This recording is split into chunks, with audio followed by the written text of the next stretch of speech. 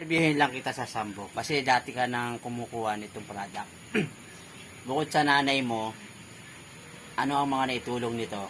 Kagaya ngayon, minasad kita, ano pakiramdam sa paa? Saka sa likod? Ano pakiramdam sa paa, saka sa likod? Namasad kita? Okay naman. Okay naman daw. Ibig sabihin, Wala nang problema. wala na pa. Siya po si Sir Edgar. Yan. Sa Sabado, balik punta ka dito. Kung sumuka mo lang yung mother ko. Pailitin mo. Sabado.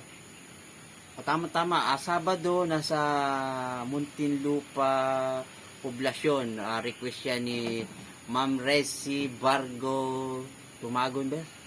Yan, gali ako sa Pasita. Yan, nagre-request so si Sir Edgar para sa mother niya. Massage, dito yun. Sabado. Anong oras yun?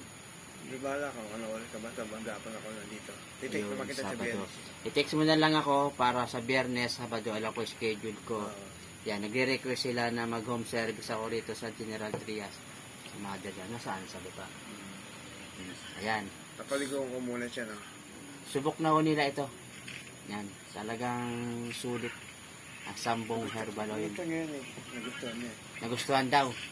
O, tamo ha. Hinahanap niya eh. Hinahanap-hanap daw ito ng kanyang mother. Kailan pa? Tagal na. Dahil lagi ko siya sunod-sunod sa'yo. Hindi ka lang magpapakita sa akin.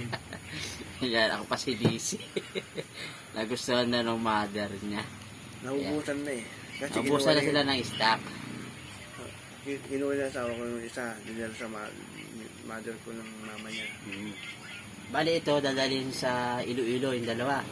O ito, yung dalawa daw dadalhin sa Iloilo, papadala doon. Kasi nagustuhan din ng mother, biyanan niya. Doon. Yan, subok na. Salamat sa kay Sir Edgar sa Sambong Herbal Oil. Thank you.